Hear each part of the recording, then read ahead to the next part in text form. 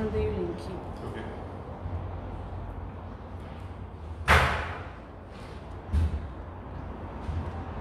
Deixa eu colocar nas fotos.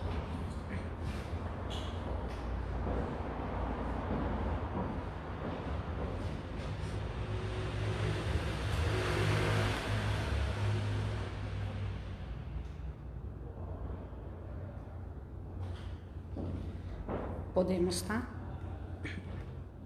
Pode ir. Boa tarde, eu sou o Rogério, participo aqui da Paróquia São José já desde 2012 e estou na Pastoral dos Coroinhas, no Dízimo e também no Ministério da Palavra. Antes da gente começar, eu queria então invocar a presença do Espírito Santo. Em nome do Pai, do Filho e do Espírito Santo. Amém. Vinde, Espírito Santo, enchei os corações dos vossos fiéis e acendei neles o fogo do vosso amor. Enviai o vosso Espírito, tudo será criado, e renovareis a face da terra. Oremos. Ó Deus, que instruíste os corações dos vossos fiéis com a luz do Espírito Santo, fazei que apreciemos retamente todas as coisas segundo o mesmo Espírito e gozemos sempre da sua consolação por Cristo Senhor nosso. Amém. Bom, a minha palestra de hoje chama-se Santa Missa, os principais erros litúrgicos que nós leigos cometemos. Essa palestra, na verdade, e aí já fica também um agradecimento, é uma formação que eu já tinha dado no ano passado, no pós-encontro do ECC, aqui na São José. Então eu queria agradecer também ao Kleber e à Selma, na época foram os que me chamaram para falar sobre esse tema, e também agora agradecer aí a Isa, ao Clóvis, a Andréia, que ajudaram aqui nos bastidores a organizar essa formação. Antes de começar, eu queria só fazer algumas advertências, tá? A primeira delas é que, apesar de eu participar de 3 pastorais diferentes, essa formação eu estou falando não em nome de nenhuma dessas pastorais, mas em meu nome pessoal, tá?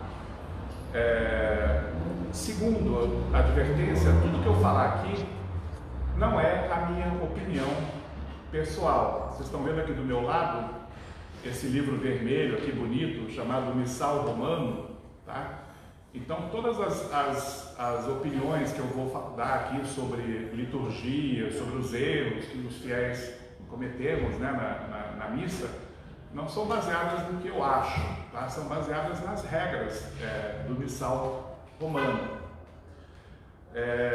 Uma outra advertência importante é que os erros que eu vou enumerar aqui, eu não estou falando necessariamente da paróquia São José, tá? São erros que a gente observa aí nas paróquias em geral, não é?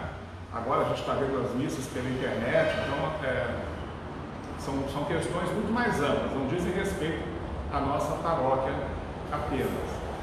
E a última advertência é que eu vou fazer aqui uma lista longa de erros que nós fiéis cometemos, né, durante a missa, mas não quer dizer também que todos eles acontecem em todas as missas, tá? Senão também seria uma bagunça, né? São um catálogo, né, de erros que eu percebo, mas dificilmente você vai encontrar na mesma missa todos esses erros acontecendo ao mesmo tempo, tá? Então são essas advertências que eu queria fazer inicialmente. A Santa Missa, como vocês sabem, ela foi instituída por Nosso Senhor Jesus Cristo, né, na última ceia, né, na Quinta-feira Santa, né, a última ceia é considerada a primeira missa celebrada. Né? E o que a gente faz até hoje num certo sentido, né, é repetir os gestos de Cristo, né, com os seus apóstolos na última missa, né? Até vocês sabem, durante a consagração, o padre repete, né, as palavras de Cristo, né, na última ceia: fazer isso em memória de mim. Né? Isso o quê? É a missa, né, a celebração do sacramento da Eucaristia. Eu podia fazer toda uma discussão teórica aqui, doutrinal, sobre a missa, mas não é o caso. A minha ideia é que essa nossa conversa fosse bem prática mesmo, né? Falando para que todo mundo se reconheça, né? Todos nós já cometemos alguns ou vários dos erros que eu vou mencionar aqui.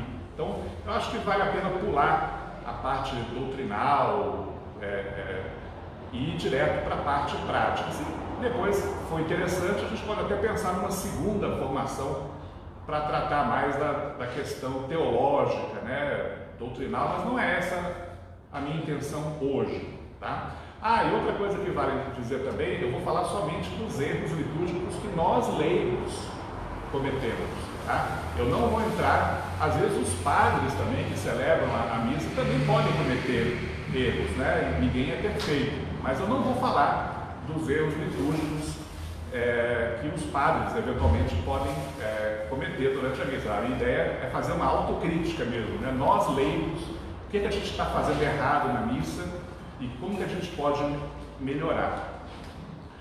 Bom, a missa, como vocês sabem, ela tem 4 partes, né? Começa lá com os ritos iniciais, né? Que, desde o em nome do Pai até a oração, aquele oremos, né? A chamada oração da coleta.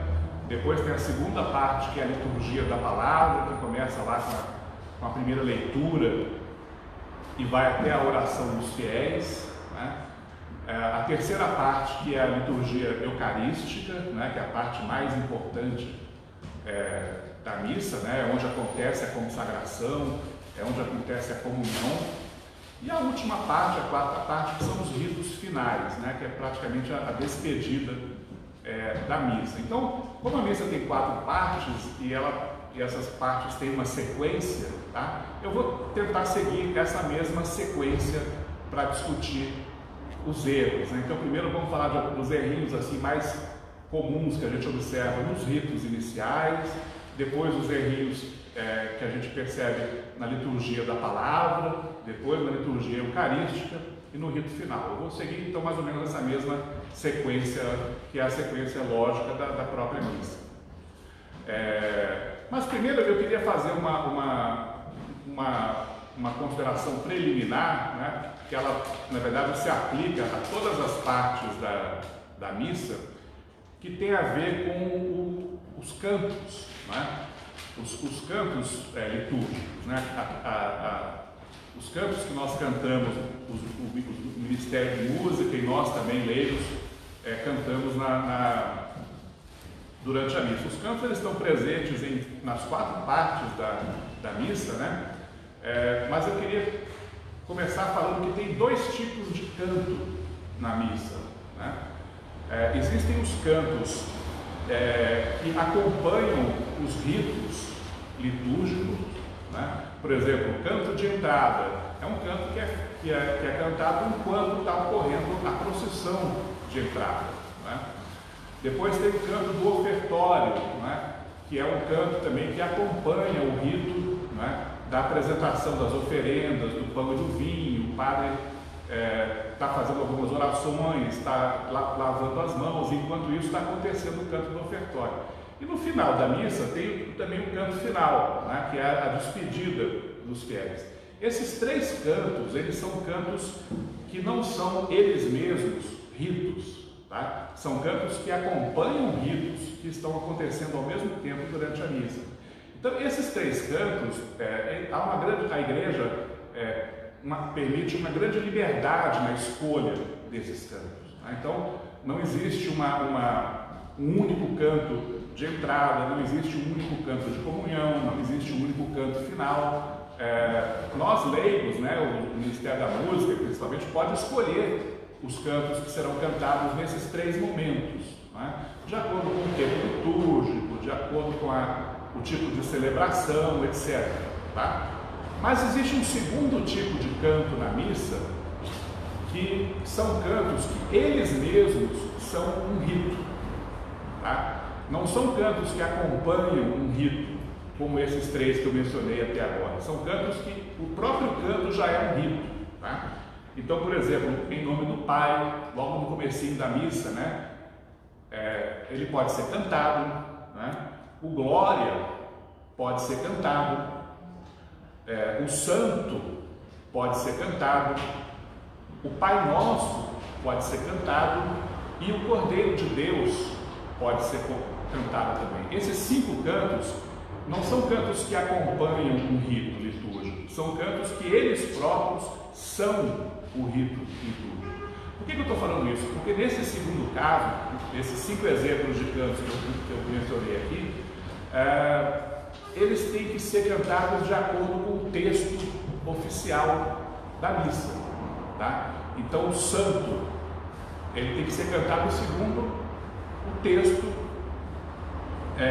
próprio, como se a gente estivesse rezando a oração, só que em forma de canto. Então é santo, santo, santo, Senhor Deus do universo, o céu e a terra. Não pode ser substituído por uma outra letra parecida, tá? A mesma coisa para o Cordeiro de Deus, a mesma coisa para o Glória, tá? Então, esse é um primeiro erro que eu observo, né? Algumas vezes, em algumas missas, né? Alguns desses cantos que são um rito, tá? Eles acabam sendo substituídos por outros cantos com letras parecidas, mas que são letras que não são as letras que estão aqui no Missal Romano e não são as letras que nós usamos quando nós rezamos esses cantos. Então, no caso dos cantos que são um rito, não é? É importante que a gente cante a mesma coisa, da mesma forma que a gente reza, tá? Então, um primeiro erro que eu observo assim é que vale tanto para nós leigos, né, como também para os ministros de música, né, procurar nesses 5 cantos, em nome do Pai, o Glória, o Santo, o Pai Nosso e o Cordeiro de Deus, né, que eles sejam cantados de acordo com o seu texto oficial, que é o texto, de novo, do Missal Romano, e o texto que a gente usa quando a gente está rezando, tá? Então vamos lá, seguindo agora aquela sequência que eu mencionei, né? Nos ritos iniciais, quais são alguns errinhos aí que a gente percebe os leigos, né, cometendo nos ritos iniciais, né? O primeiro aparece já logo no comecinho da missa, né, na saudação inicial, né?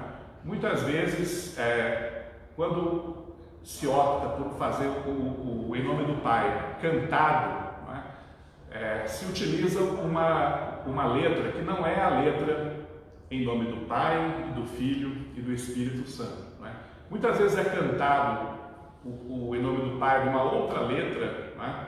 Eu não sou músico, então eu não vou tentar me arriscar a cantar aqui, porque vai ficar muito feio, né? Mas a gente, quando a gente faz o Em Nome do Pai no início da missa, a gente faz esse sinal uma única vez, mesmo que durante o canto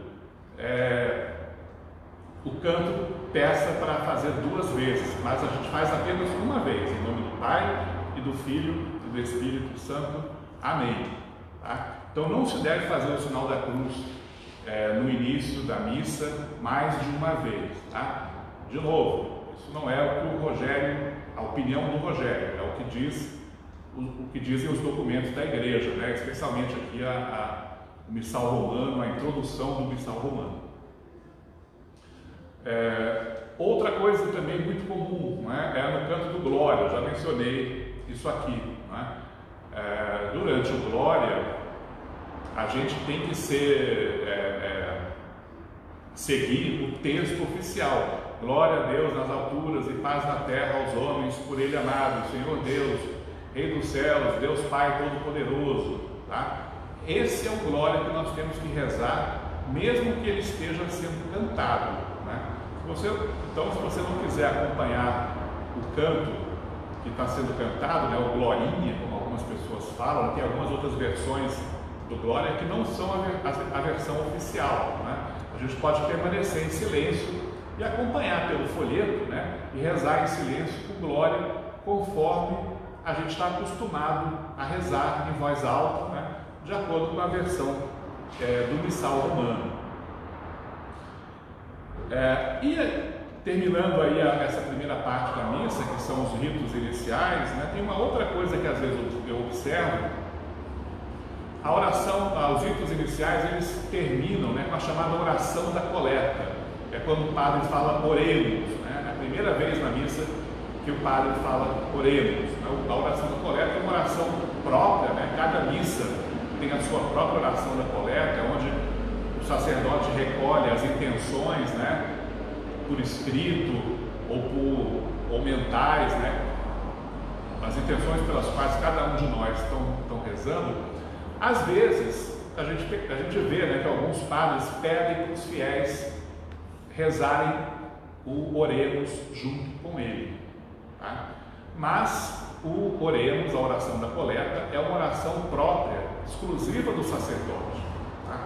Então o leigo, ele tem o direito de permanecer em silêncio nesse momento e escutar o padre rezar essa oração, pode acompanhar pelo folheto e falar amém no final, né? Então é um diálogo, o sacerdote reza, faz a oração da coleta, né, o oremos, a gente ouve em silêncio, acompanhando pelo folheto e responde no final amém, tá? Mas a gente não deve fazer junto com o padre orações que são próprias do sacerdote, do presidente da celebração, mesmo que ele peça para a gente fazer. Às vezes o sacerdote quer envolver mais as pessoas na celebração, mas essas, de acordo com os documentos da igreja, é uma oração exclusiva do padre, tá? Então a gente deve permanecer em silêncio.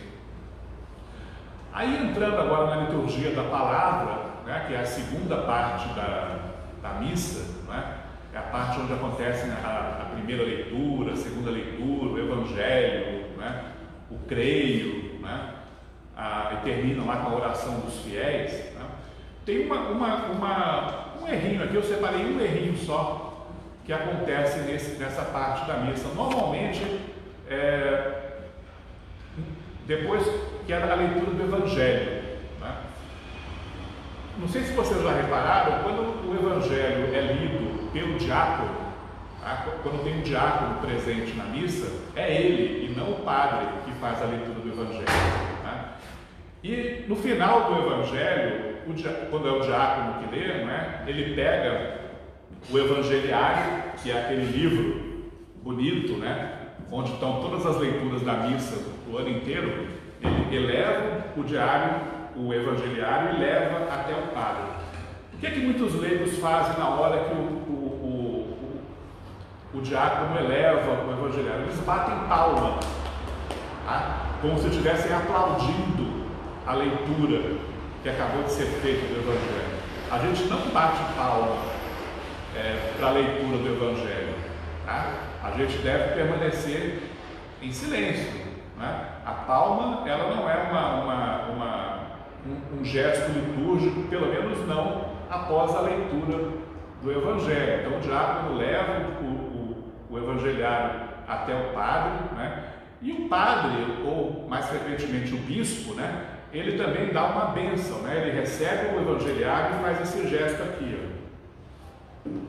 Ele está fazendo o sinal da cruz, é como se ele estivesse dando uma bênção, como se ele estivesse jogando água benta nas pessoas, né?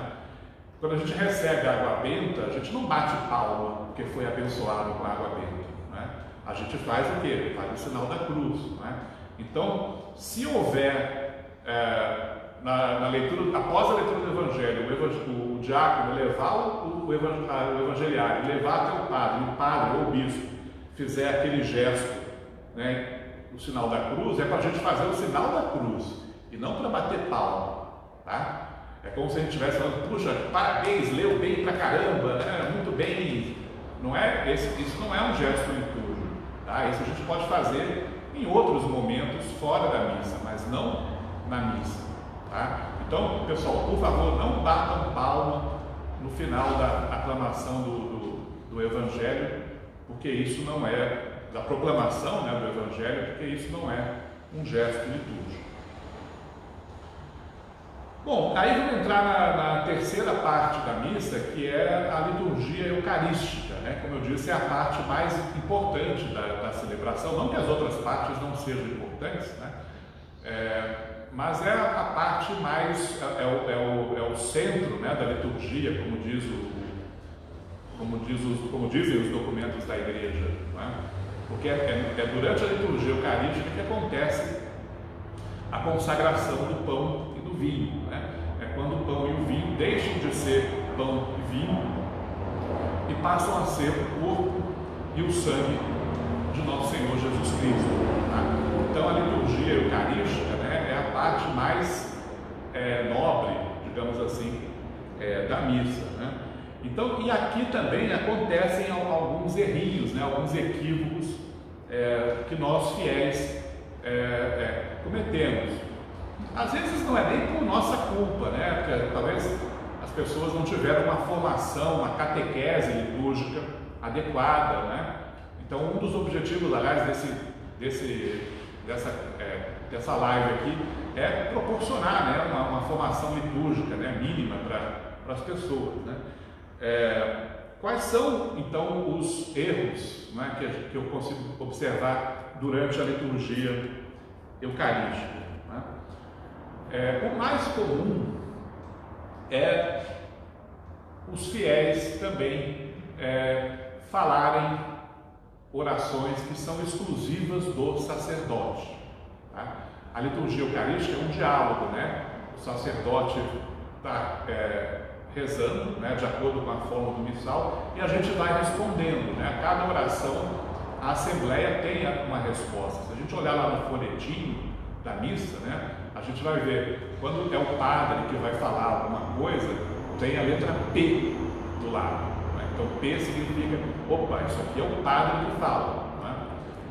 E quando a Assembleia vai falar alguma coisa, tem a letra T, né, de tatu, né, de todos. Então significa que todo mundo responde, tá? Então não se deve confundir as orações que são exclusivas do sacerdote com as respostas do povo, né? De novo, né, a liturgia é um diálogo entre o sacerdote e o povo, né, com Deus, né? Então tem falas que são exclusivas do sacerdote e falas que são exclusivas dos leigos, né, do povo. Então, alguns exemplos, né? Por exemplo, a chamada doxologia. A doxologia é aquele momento após a consagração em que o sacerdote pega, né, o corpo e o sangue de Cristo, eleva e repete: por Cristo, com Cristo e em Cristo, a vós Deus Pai Todo-Poderoso, etc, etc. Todo mundo conhece essa oração, mas essa oração é só do sacerdote, tá? Nós, leigos, não temos que fazer essa oração junto com o padre. Então, o que nós temos que fazer? Depois que a doxologia termina, a gente responde amém, tá? O santo, né? Isso eu já falei quando eu falei dos cantos, né? O santo, né? Santo, santo, santo, Senhor Deus do Universo, ele pode ser cantado durante a liturgia eucarística, né? Mas quando for cantado, ele tem que ser cantado de acordo com o texto oficial. A gente canta a mesma coisa que a gente reza, tá? Então, nessas horas não vale a pena ser criativo e introduzir letras bonitinhas, né, parecidas com o canto oficial, mas tem que ser cantado a oração conforme ela é rezada há séculos pela igreja, né? Todos esses ritos, né, são ritos muito antigos, né, que são utilizados há muitos anos, há muitos séculos também, né? Então não nos cabe fugir daquilo que está previsto, né?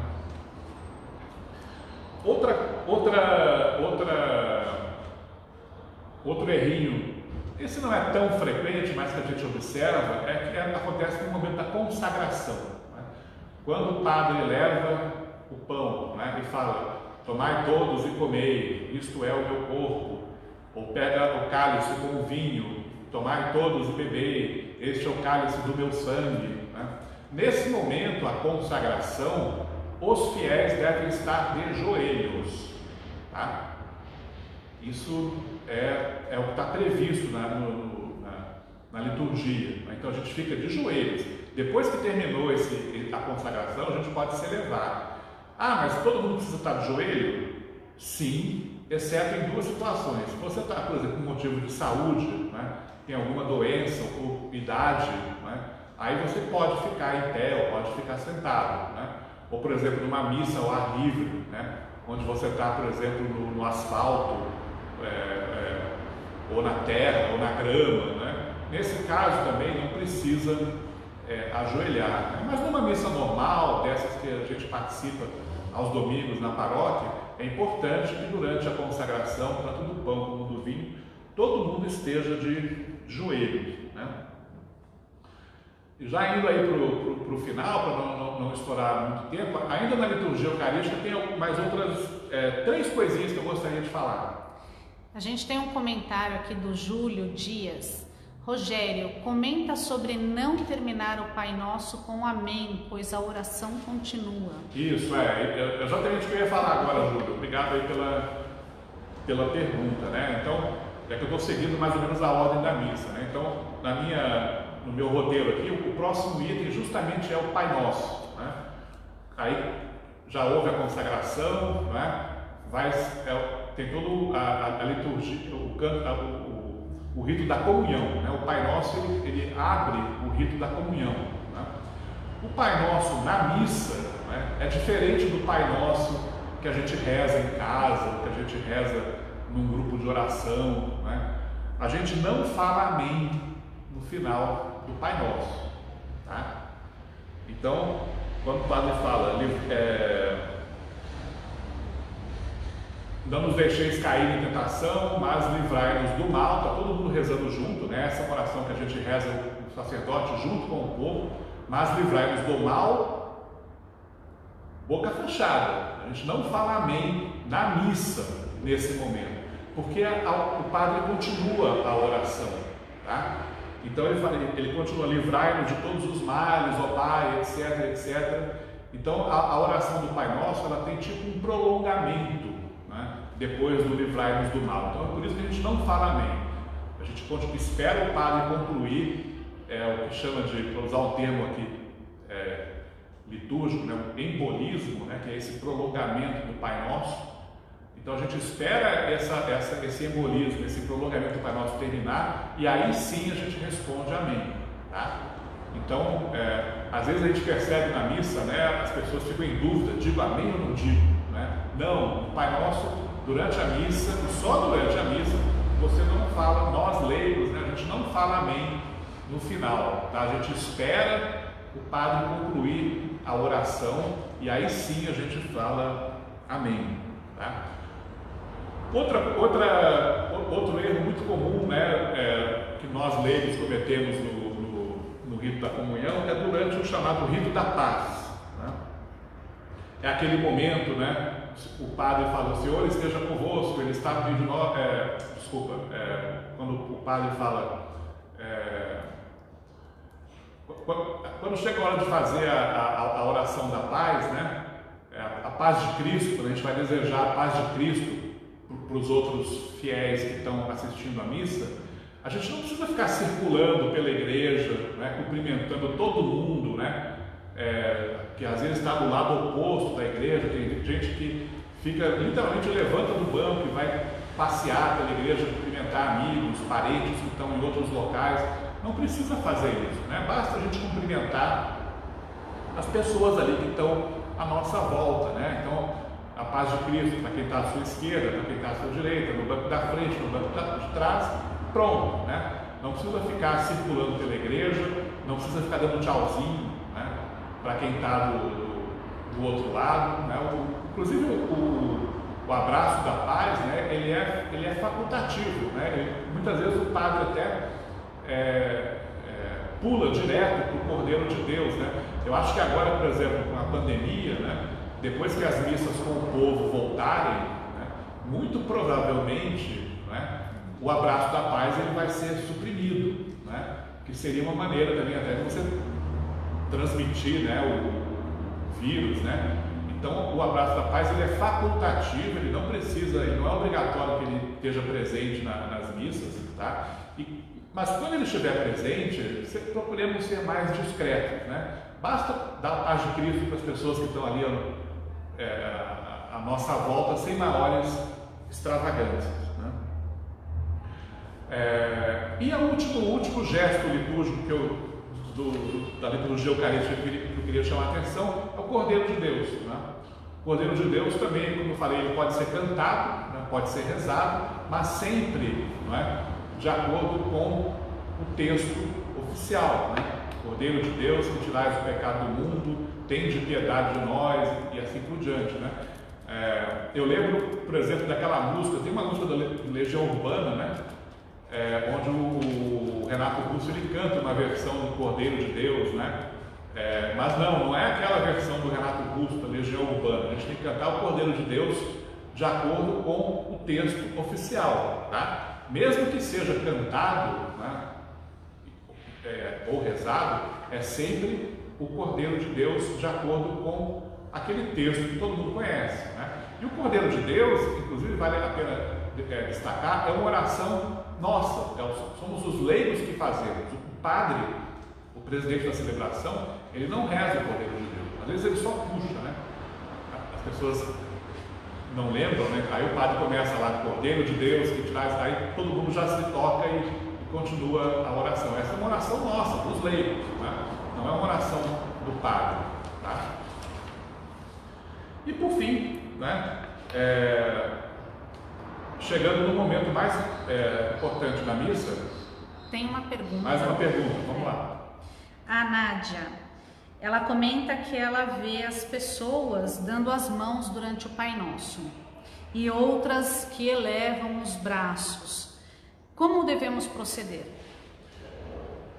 Veja, Nádia, obrigado pela pergunta. Não tem assim uma regra que diga como os fiéis devam ficar na hora do Pai Nosso, né? Então, eu acho que cada um pode permanecer de acordo com o modo que pareça, né, mais conveniente, né? Eu pessoalmente gosto de ficar com as mãos postas e rezando o Pai Nosso assim. Tem gente que gosta de dar as mãos, né, para as pessoas que estão próximas, né? Tem gente que só eleva as mãos, né? O importante é que não seja imposto uma regra. Às vezes a gente já percebe, né? Todo mundo quer dar a mão para quem está do lado, né? E nem todo mundo gosta de dar as mãos na hora do Pai Nosso, né? Aliás, agora também com a pandemia, acho que o Pai Nosso de mãos dadas não vai rolar, né? Então, não tem uma regra única, tá? Cada um pode permanecer do jeito que achar mais conveniente, de acordo com a sua própria espiritualidade, né? O importante é que não seja imposta. Por exemplo, o padre fala, agora vamos todos mundo dar as mãos. Aí ele está forçando, né, uma atitude que não está prevista no missal romano, tá? E para fechar aí a liturgia eucarística, né, vale falar da comunhão. Na hora da comunhão, quando nós vamos comungar no corpo do sangue do Senhor, né, a gente nunca deve comungar por conta própria, tá? Às vezes, a gente percebe isso, né? Às vezes, especialmente as pessoas, os leigos que estão servindo no altar, né? Os ministros da Eucaristia, ministros da palavra, né? O padre vai dar comunhão para o povo e deixa lá os leigos se fazerem a comunhão self-service, né? Eles próprios vão lá e pegam a hóstia, né? Isso não pode, tá?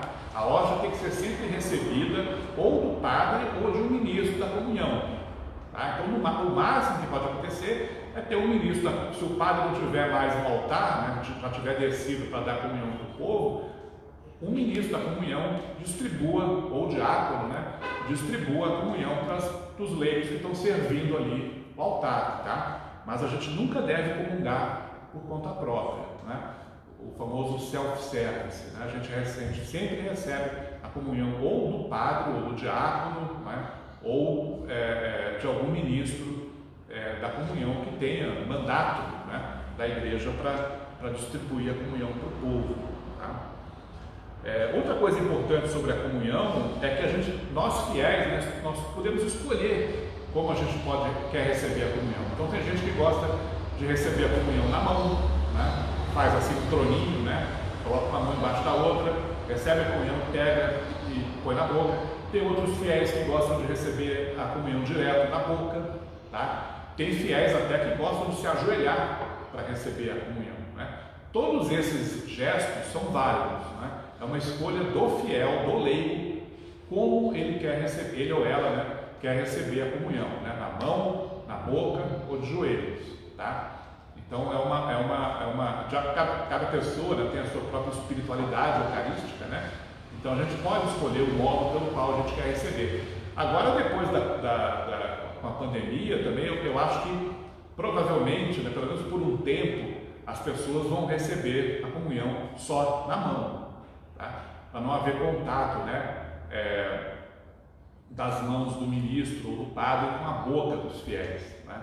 Então, eu acho que por um certo tempo a forma preferencial aí de receber a comunhão vai ser a comunhão na mão, tá? Mas em condições normais, né, a gente também pode escolher receber a comunhão na boca ou até receber a comunhão de joelho. E finalmente, né, aí chegando nos ritos finais da missa, né? Antes de continuar, Sim. tem uma pergunta. Da Rita Herbst. Desculpa, acho que é assim, não sei se é assim que se lê. Qual distinção devemos dar aos livretos da liturgia diária após sua validade? O que a gente... tem aqueles livrinhos, né, que saem todos os meses, né? Tem várias edições diferentes, né? Onde você pode acompanhar a missa, principalmente durante a semana, né? Pelo livrinho litúrgico, né? Não tem uma regra, Rita, obrigado pela pergunta. Que eu saiba, tem gente que gosta de guardar, de colecionar, não é? Você pode simplesmente jogar fora, não é? Não tem uma regra universal, tá? Hoje até as pessoas com celular, né, você pode até baixar esses livrinhos, né, no celular e acompanhar pelo celular, né? Não precisa nem ter o livro físico, né?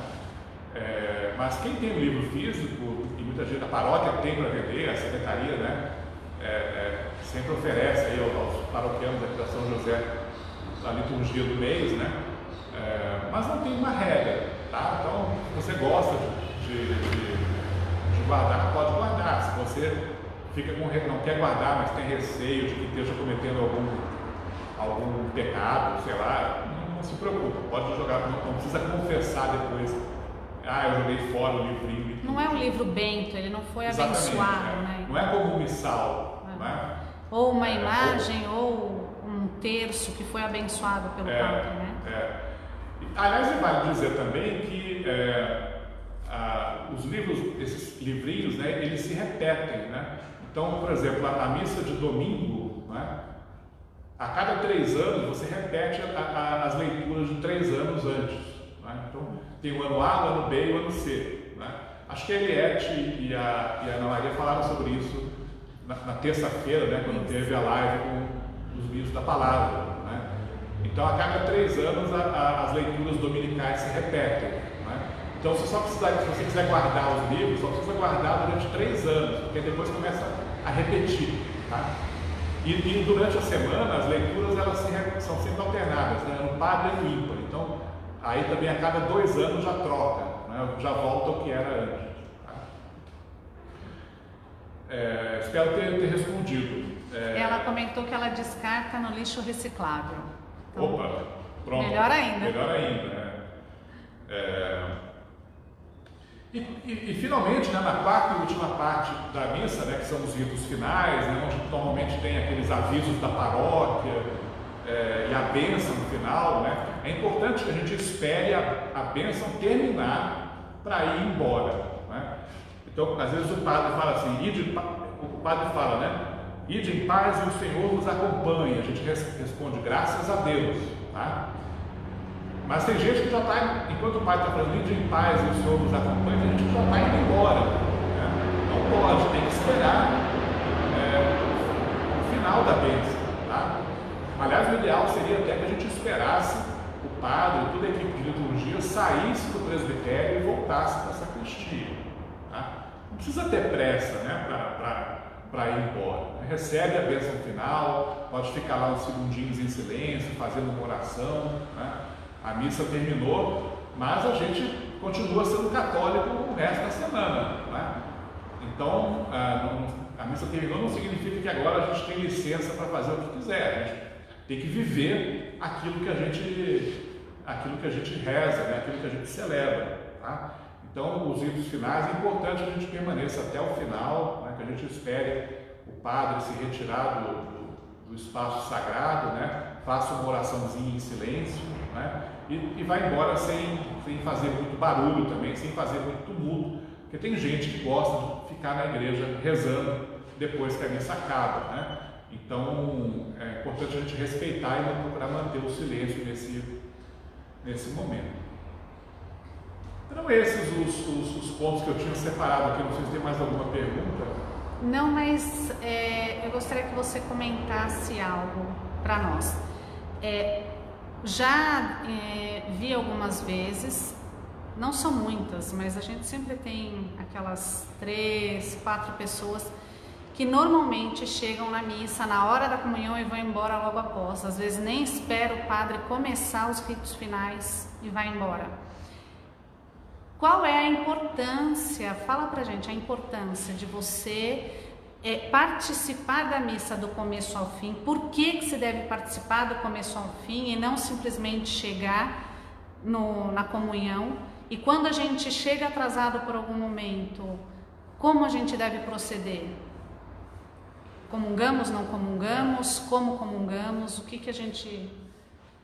A igreja, né, pede que a gente participe da missa inteira, né, nos domingos, né, e dias de preceito, né?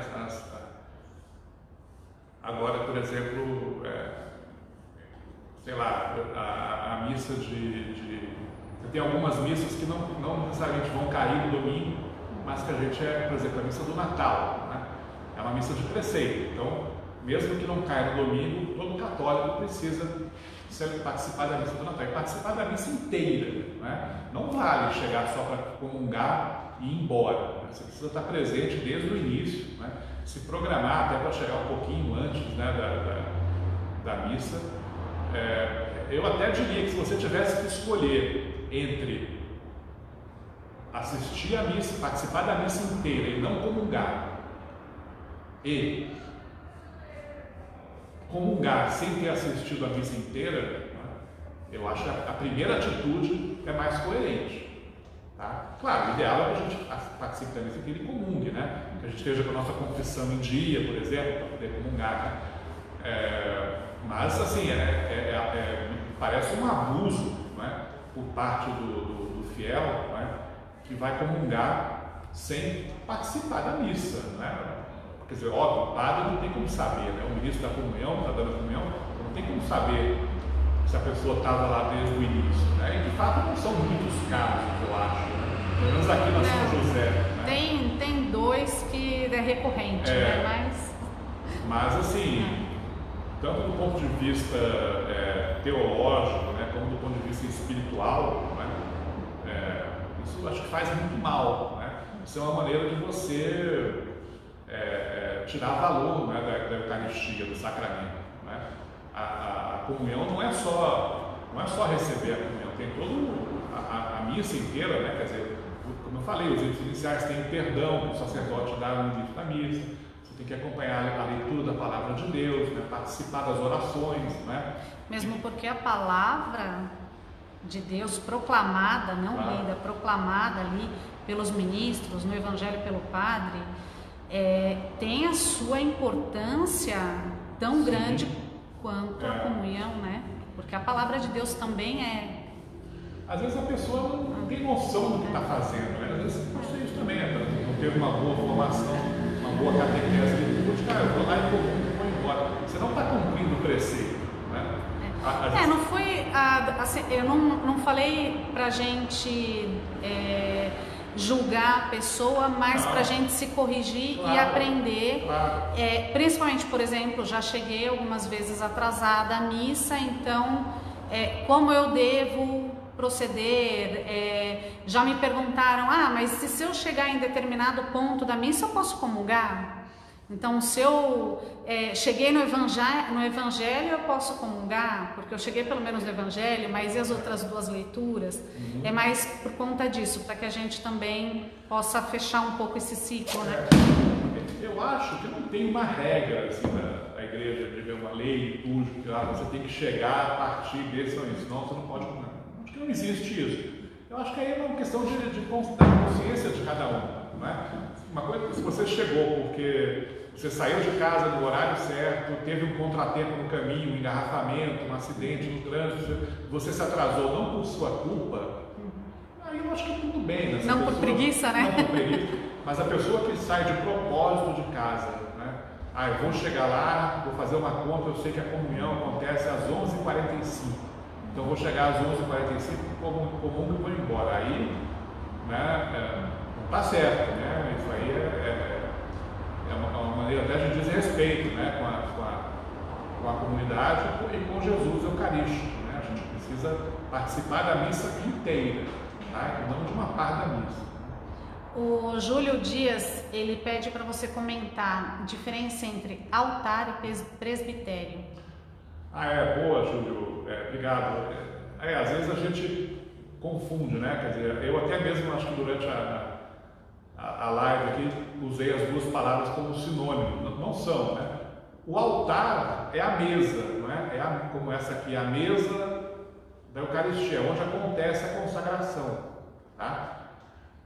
Agora, aquele espaço ali onde o altar é colocado no centro, né?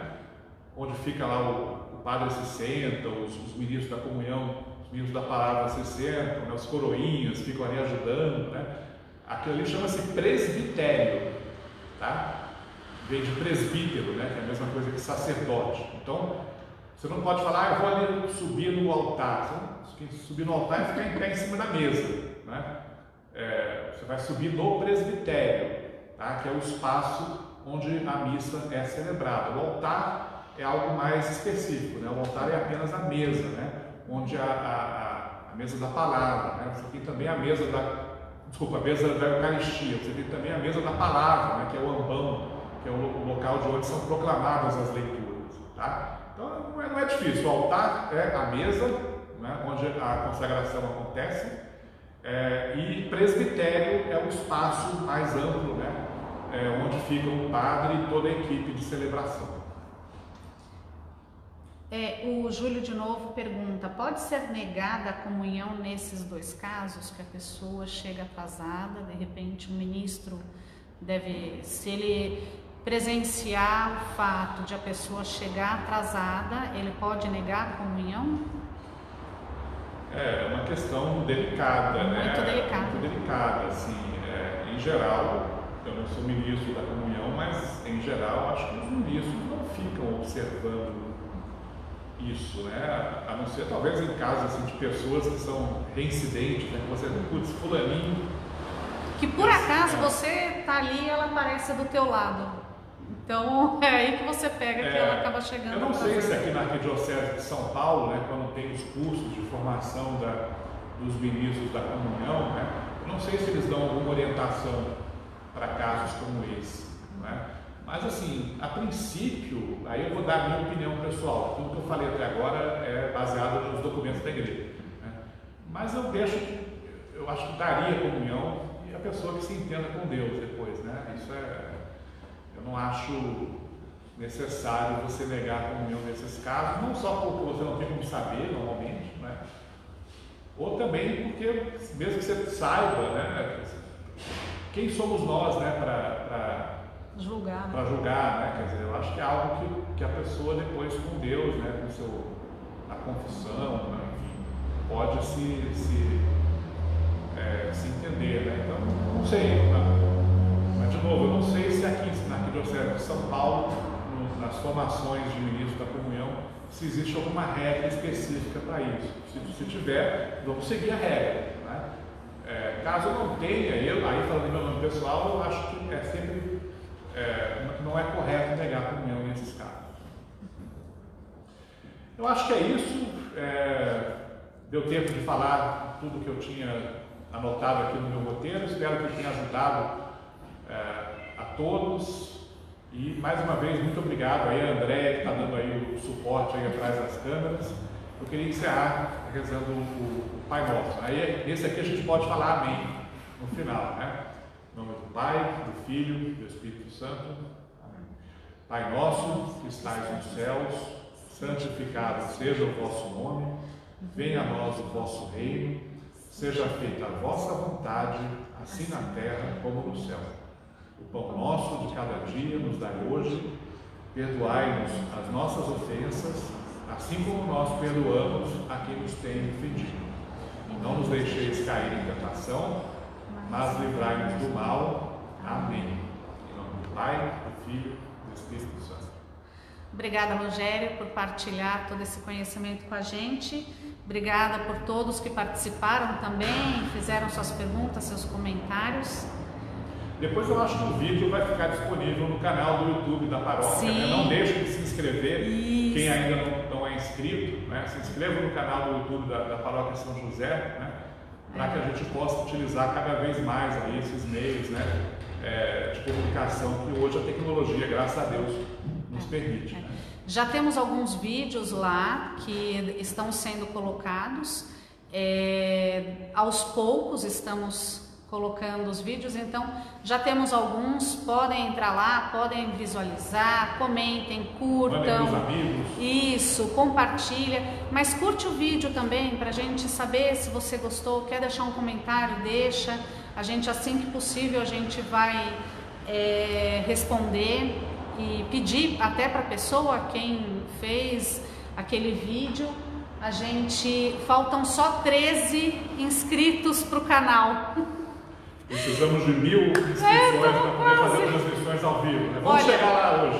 E como agradecer toda essa comunidade que participou tanto, imagina, em 3 dias nós conseguimos 1000 inscritos. Então tá garantida a nossa live de amanhã. E as próximas, os nossos vídeos, tudo que está acontecendo na paróquia, vocês que trazem para a gente tanta informação, se dispõem, né, no seu tempo, trazer tanto conhecimento para a gente. E agora a gente tem mais um canal aí para agregar. Obrigada, viu, Rogério? Obrigada, pessoal. Valeu, galera.